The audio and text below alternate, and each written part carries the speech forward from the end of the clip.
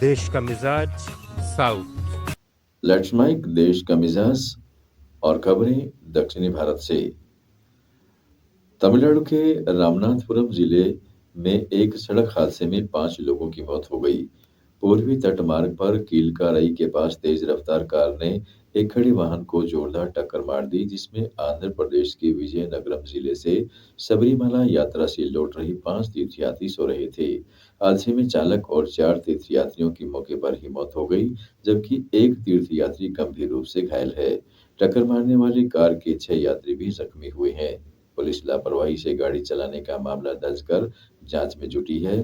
घायलों का इलाज रामनाथपुरम सरकारी अस्पताल में चल रहा है। कर्नाटक सरकार ने लाभदायक सार्वजनिक क्षेत्र की कंपनियों के मुनाफे को स्टार्टअप्स के लिए वेंचर कैपिटल फंड में लगाने की अनुमति दे दी है। जिन पीएसयू का सालाना शुद्ध लाभ 100 करोड़ रुपए से ज्यादा का है, वे Karnataka financial technology venture capital fund में निवेश कर सकेंगी। इसका लक्ष्य 100 करोड़ रुपए का कोष जुटाना है।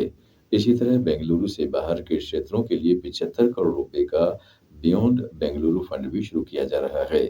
ये fund artificial intelligence, machine learning, medtech और इलेक्ट्रिक वाहनों जैसे उभरते क्षेत्रों में काम करने वाले 15 से 18 स्टार्टअप्स को समर्थन देंगे। इससे सीधे और अप्रत्यक्ष रूप से 1000-1500 नौकरियां पैदा होने की उम्मीद है। आंध्र प्रदेश के कडप्पा नगर निगम में 11 दिसंबर को मेयर पद के लिए चुनाव होगा। निगम में वाईएसआरसीपी का स्पष्ट बहुमत है, जहां पार्टी के 11 वोट हैं, जबकि टीडीपी के पास 11, लेकिन वाईएसआरसीपी के भीतर गुटबाजी की वजह से खासी हलचल है। पूर्व मेयर की सुरेश बाबू को सितंबर में विजिलेंस जांच के बाद हटा दिया गया था, जिसके बाद से डिप्टी मेयर मुमताज बेगम कार्यभार संभाल रही हैं। फिर भी पार्टी में 3 गुटों के बीच दावेदारी की होड़ है। उम्मीदवार का फैसला जगमोहन रेड्डी करेंगे। तेलंगाना सरकार 8 और 9 दिसंबर को हैदराबाद के भारत फ्यूचर सिटी में तेलंगाना राइजिंग ग्लोबल समिट का आयोजन करेगी।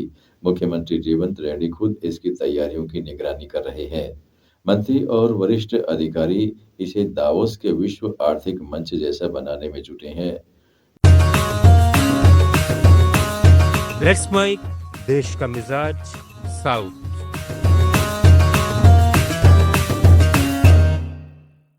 9 दिसंबर को राज्य सरकार तेलंगाना राइजिंग 2047 विजन डॉक्यूमेंट जारी करेगी, जिसमें 2047 तक तेलंगाना को $3 ट्रिलियन की अर्थव्यवस्था बनाने का रोड मैप होगा।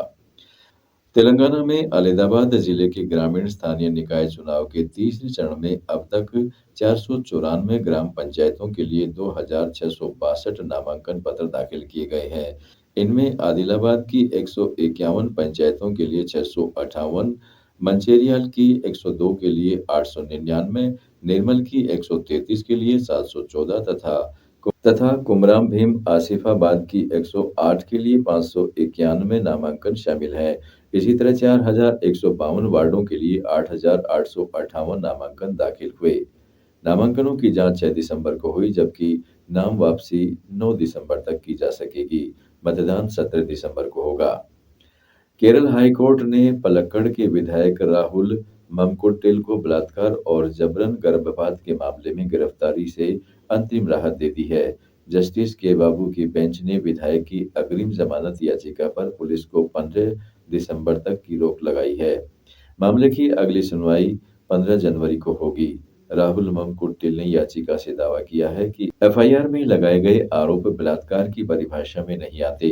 वे गिरफ्तारी के डर के बिना पुलिस के सामने सभी परिस्थितियों की व्याख्या करने को तैयार हैं। गौरतलब है कि मामला उजागर होने पर कांग्रेस पार्टी ने उन्हें निष्कासित कर दिया था।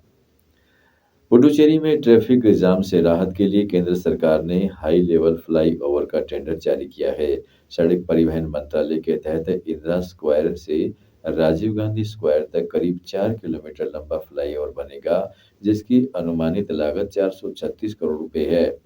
इस प्रोजेक्ट में ईस्ट कोस्ट रोड को भी अपग्रेड किया जाएगा।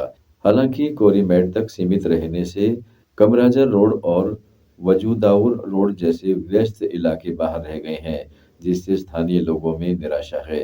विशेषज्ञों का मानना है कि भविष्य में ट्रैफिक दबाव को देखते हुए इन सड़कों को भी शामिल करना जरूरी है। आप सुन रहे थे लेट्स